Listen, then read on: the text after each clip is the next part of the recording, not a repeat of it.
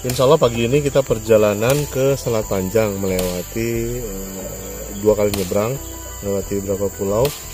Insya Allah ini follow up tindak lanjut untuk prospektus usaha kopra. Insya Allah ini sudah pertemuan keempat. Kok lama bener ya? Sampai 4 kali?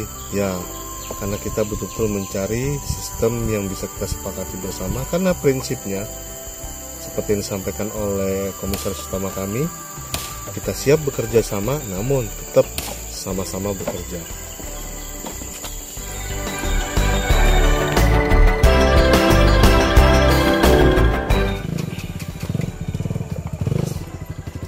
Langkanya minyak goreng mengajari kita banyak hal.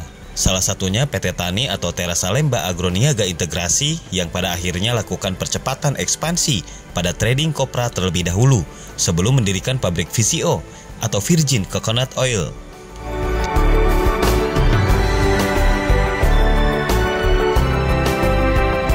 Dengan penuh integritas, PT Tani saat ini bergandengan tangan dengan pengusaha pengolahan kelapa, Ustadz Haji Kojim, dengan harapan bisa membangun kerjasama partnership yang baik dalam membantu pemerintah Republik Indonesia menanggulangi langkanya minyak goreng, dengan dibukanya pabrik pengolahan kelapa menjadi kopra dan turunan lainnya.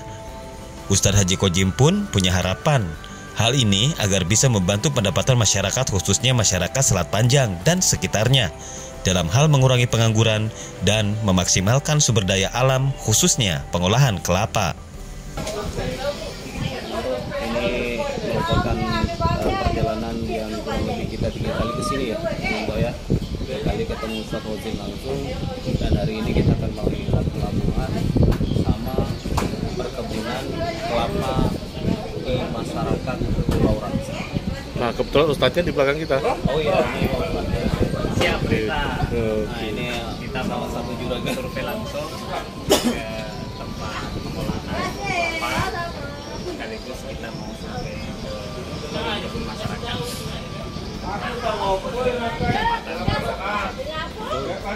Nah, ini bagian dari perjalanan. Kenapa? Perjalanan kami berbeda karena kita lebih memperhatikan ekosistem dari bisnis core itu sendiri atau central bisnis unit itu sendiri. PT Tani sempat diajak berkeliling Selat Panjang dan sekitarnya untuk melihat potensi kelapa yang ada. Yang menarik dalam perjalanan ini, kami melihat pohon kelapa sepanjang mata memandang. Menurut informasi yang kami himpun, lebih dari 1 juta butir kelapa per bulan yang dijual tanpa diolah. Maka dari itu, salah satu partner kami, Ustadz Haji Kojim, mengajak kami untuk bisa melihat peluang bisnis yang bisa dikerjasamakan. wow, areal kelapa. Oke, kita langsung dengarkan ke Pak Ustadz biar menjelaskan. Ya. Semakin ke sana, ini semua perkebunan kelapa masyarakat, tidak ada yang lain. Bawahnya padi, atasnya kelapa. Dan saya lihat tuh juga tadi ada kopi juga itu tadi. Ada kopi nanti ke daerah Kedaburapat, kopi, kelapa, pinang, kopi, kelapa, pinang. Semakin ke darat sana, ya Om Dan ya, sampai Sendawur, Kedaburapat, Tanjung Bedabu, Tanah Merah, semuanya kelapa, sama kopi, sama pinang.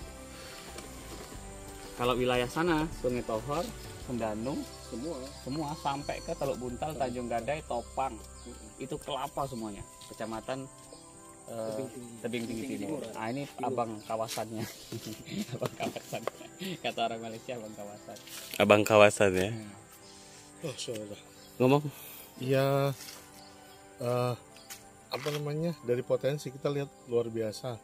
Tiap rumah itu punya beberapa pohon kelapa, dan kita lihat di atas masih belum ada yang turun, cukup banyak. Nah, coba kita lihat sampai di bawah-bawah tuh. Nih, kelapa tuh di sini tuh begini. Kenapa mereka ngambilin?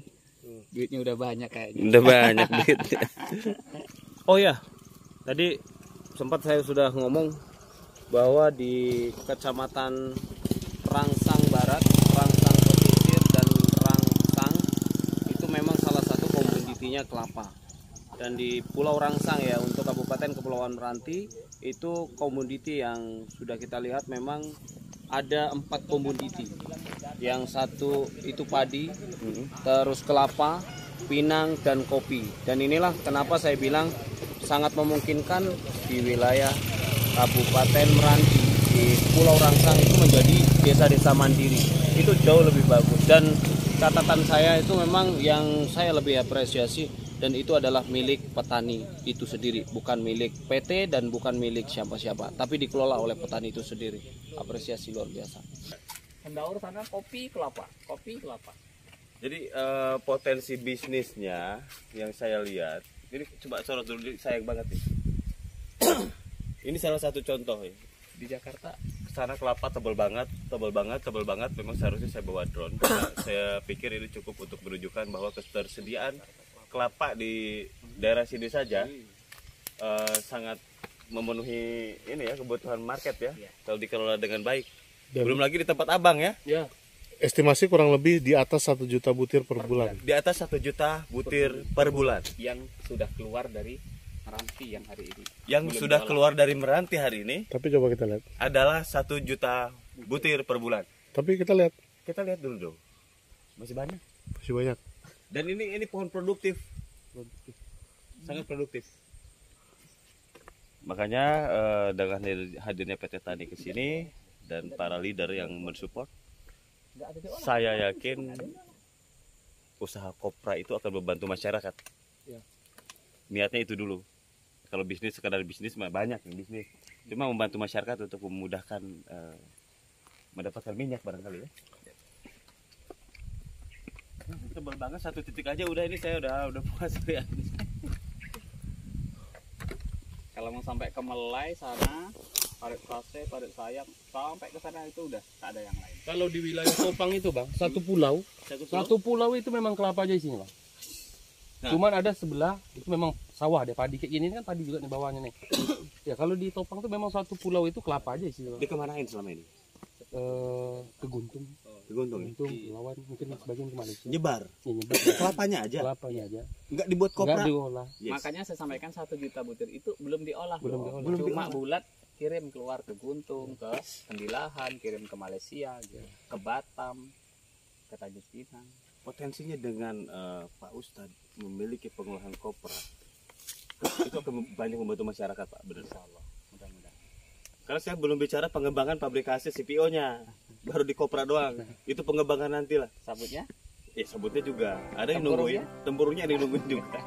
Oh ya, pada perjalanan saya beberapa bulan yang lalu, di saat pertama kali bertemu dengan Ustadz Haji Kozim, beliau sempat mengatakan bahwa akan dibangun pelabuhan dan rumah kelapa dan pergudangan.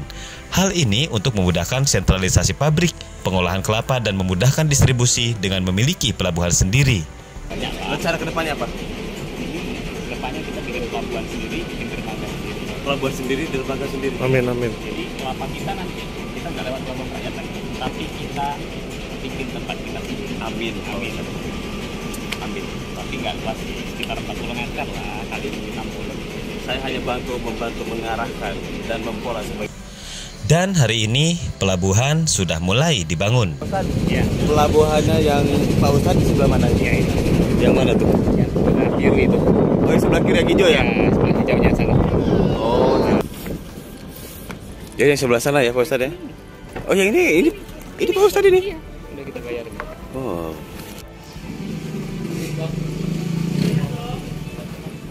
Panas. Rencana itu kan situ kan? Ya, di gudang. Itu kalau kita bikin gudangnya nanti di situ. Oke. Iya. Mantap. Sesuai, mantap. Berarti untuk pergudangan nanti di sini ya? Pergudangannya di sini. Oke. Ini progres positif. Kapan terakhir kita bicarakan waktu itu tentang pelabuhan ini? November. November tanggal 23 tahun 2021. Ini adalah percepatan. Ini udah ekspansi. Jadi izin Om Sony, Pak Miko, Cesar dan para leader. Jadi Pak Ustadz ini bukan hanya mengelola kopranya, tapi pelabuhannya juga sudah disiapkan di sini. Bahkan ini udah perencanaan lama yang memang sudah saatnya kita segera mulai. Dari 2013 kita udah rencana. Tuh, justru dari 2013, 2021 ketemu kami, 2002 udah ini ya. Ini adalah percepatan ya. Semoga aja Allah yang Maha Kuasa dan sekitarnya dan alam-alam juga mendukung. Karena memang ini. jembatan ini kan nanti di sinilah kita ambil dari petani-petani masyarakat yang di pinggir tanah. Oke, dari petani dari sana semua Itu di satuin di sini. ada Pulau Topang, Pulau Pinji Timur, Pulau Rangsang. Nah ini semua penghasil kelapa. Jadi rencananya ke depan kita tarik semuanya ke sini. Penghasil kelapa dari pulau-pulau seberang disatukan di sini, diolah, baru diberangkatkan lagi. Nanti pergudangan kita di sini. Oke, mohon doanya, mudah-mudahan Terrealisasi ya. terrealisasi. Amin amin insyaallah. Pak Anas, Ya siap. ya, mohon doanya, mohon bantuannya Pak Siap Anas. siap. Ustaz. Nah, ini kuat nih. Tinggal kita sisip lagi Om, kita banyakin lagi. Kuat nih. Enggak goyang, kuat. Jadi kenapa saya bikin panjang itu ketika air surut nanti kita bisa muat di ujung. Air pasang udah sampai sini aja kan. Sama. Malah mudah ya muat. Rencana saya begitu. Ini silahkan dipakai, saya udah izin ke kita pakai. Kita butuh gudang lagi. Ya, wajib itu Sob. Bisa enggak? Maksud saya kelapa datang masuk gudang kita. Nah itu nanti dari kopra yang udah selesai hafal bawa ke sini. Nah, ini mau ditembus di sana juga. Oke, mau lewat sini juga. Oke, enggak masalah. Oh.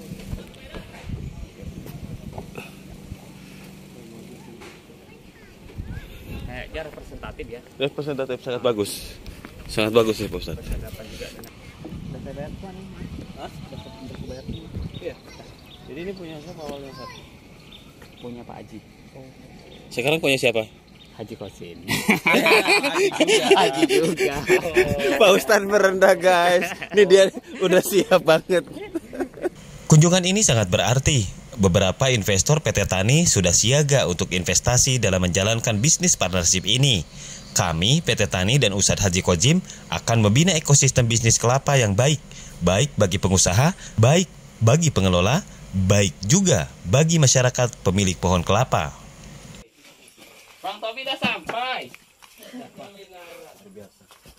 Ini berapa ton ya? Ini 2 ton. Berapa Lebih. ton Pak Ustadz? Ini sekitar 5. 5 ton. Berarti harus 10 ton lagi dong. Untuk satu trek. Kalau nggak salaman sama aku Om. Tuh lihat penuh kan?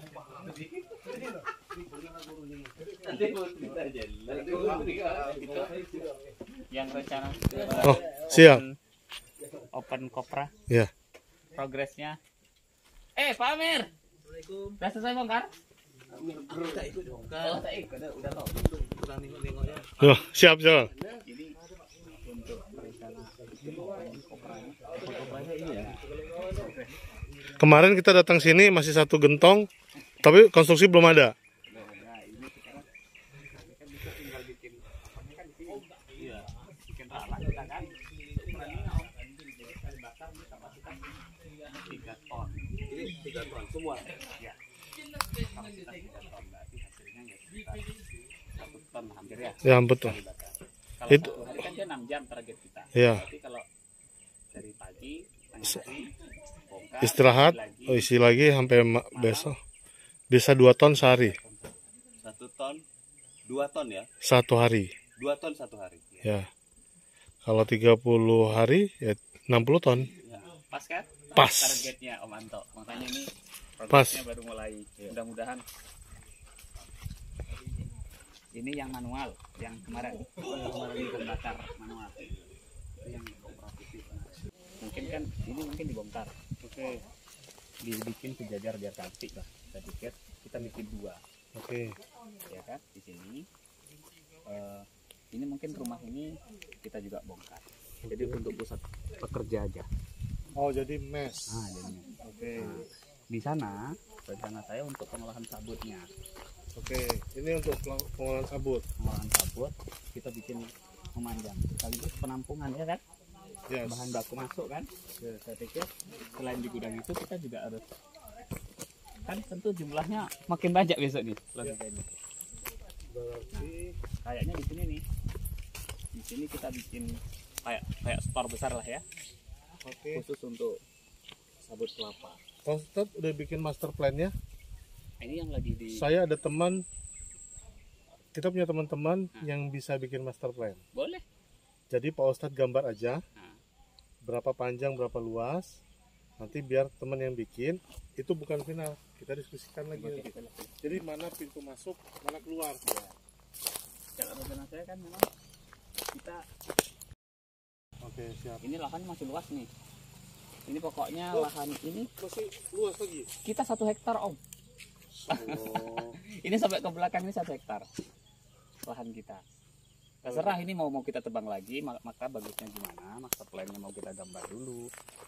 Kalau memang mau bikin fabrikasi yang memadai, daripada kerja 2 kali 3 kali, kita gambar dia yang bagus seperti apa. Ya, Nah, nanti yang sudah ada nggak apa-apa. Ya. Nanti mendukung. Ya bertahap nanti kan. Boleh nanti kalau kurang 1 hektar ya. Ya, ini lahan Budi kita minta 1 bikinkan hektar. master plan. Oh iya, sip. Saya terus taruh di sini dulu. Ya. Taruh nanti dibelikan kapal, Ya. sambil diperbaiki. Yes. Tempat kedudukannya ini udah selesai, baru pindah. Hmm. Wah, udah. Iya. Jalan action. Insyaallah. Ini masih punya Ustadz kan? Masih. Jangan bikin oleh Ke belakang Ustadz. Terima kasih teman-teman sahabat PT Tani sudah sampai di tempat pengolahan kopra di tempat saya. Ini kelapa yang sudah masuk di gudang kita.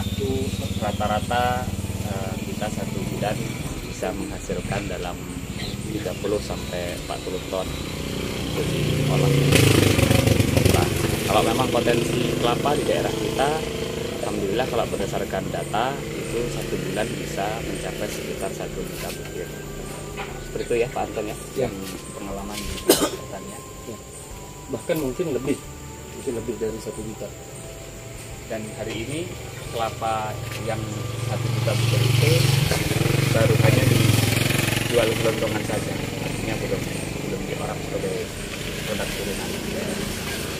Ini rencana kita ke depan bagaimana pelan-pelan kita akan menggunakan kelapa bisa menjadi komoditi unggulan juga di daerah kita di Kabupaten Kota, bisa kita olah menjadi beberapa produk turunan, dan tujuannya adalah bagaimana masyarakat di daerah kita khususnya petani ini bisa merasakan kesejahteraan bangga menjadi petani.